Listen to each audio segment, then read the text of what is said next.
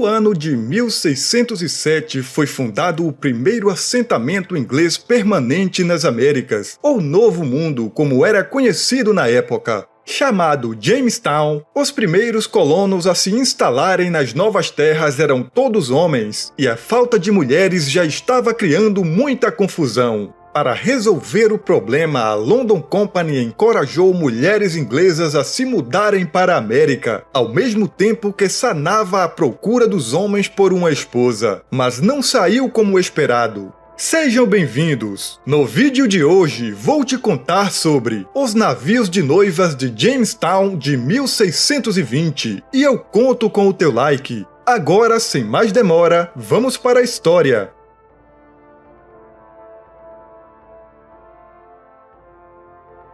A colônia de Jamestown pertencia e era administrada pela Virginia Company of London, aprovada pelo rei James I.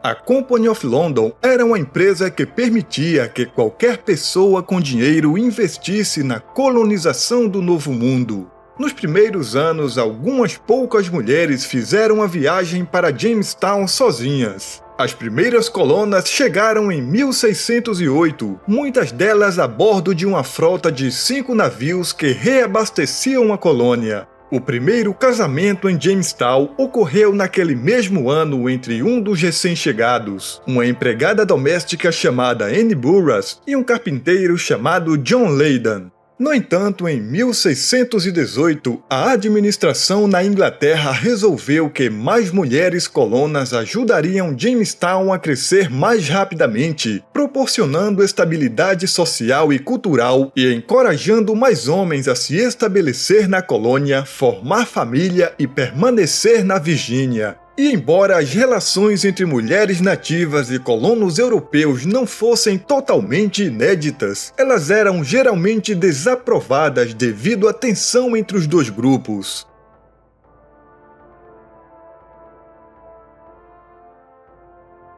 Embora seja possível que houvesse casos de comportamento abusivo tanto a bordo dos navios quanto na colônia da Virgínia, não era assim que os navios de noivas operavam. O sistema geral contava com a participação voluntária de todas as colonas. Os homens na Virgínia eram incentivados a apoiar financeiramente as mulheres em suas viagens, mas não havia correspondência entre as partes antes de fazerem a viagem, e não havia acordos assinados prometendo nenhuma das mulheres a um homem específico.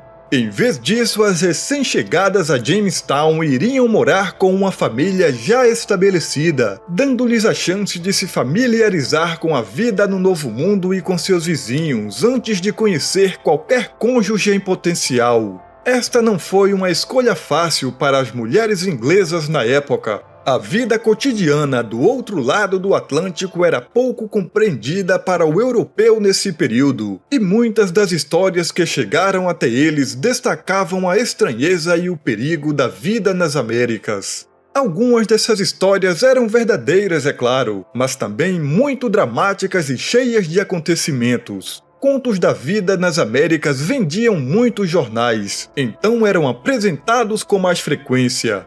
Culturalmente, na época, os homens eram encorajados a tomar atitudes ousadas e buscar aventuras, enquanto as mulheres eram encorajadas a serem práticas e se aventurar apenas com a segurança de um casamento. Assim, a Company of London tentou várias estratégias de marketing para tornar a viagem mais atraente para as jovens inglesas. Muitos anúncios apresentavam a viagem como trabalho missionário, encorajando mulheres cristãs obedientes a se alistar e espalhar a fé no Novo Mundo.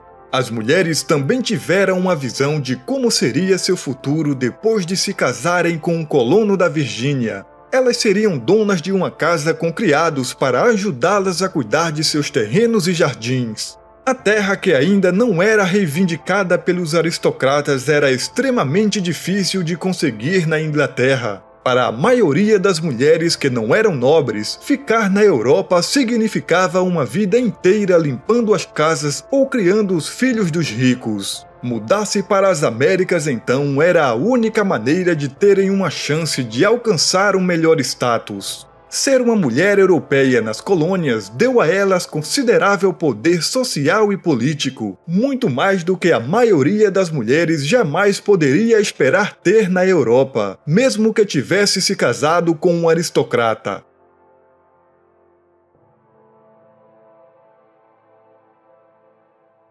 Essas vantagens conseguiram atrair um bom número de mulheres inglesas, e os registros sobreviventes deste período revelam um processo que se tornou competitivo, pelo menos por um tempo. Inicialmente, a Company of London especificou que procurava mulheres consideradas decentes e de boas famílias. Era uma espécie de código que indicava que a empresa não estava interessada em candidatas que fossem alcoólatras ou damas da noite. Apenas bons casamentos serviriam para seus colonos. As mulheres tinham que fornecer cartas de referência atestando sua boa reputação moral. Recomendações de padres, empregadores e professores eram bastante valorizadas, assim como qualquer evidência de qualquer tipo de relacionamento próximo ou parentesco com um membro da nobreza. Alguns registros citam uma relação familiar com um cavaleiro, ou conexões sociais com comerciantes ou estudiosos de sucesso. Sendo assim, se uma mulher fosse parente de um cavaleiro ou amiga de um mercador de boa reputação, sua inscrição já estaria aprovada. As candidatas tinham entre 15 e 28 anos. Naquela época, jovens de 15 anos eram consideradas parceiras de casamento viáveis para homens adultos, enquanto jovens de 28 anos eram vistas prestes a se tornarem solteironas. No início da década de 1620, eles começaram a ficar menos rígidos em relação ao ingresso, e por fim as comportas foram basicamente abertas. A companhia passou a reunir pessoas que viviam na rua e até mesmo alguns prisioneiros foram selecionados para fazer a viagem. O transporte para a Virgínia tornou-se uma forma de punição e uma opção popular para aqueles que eram condenados à morte.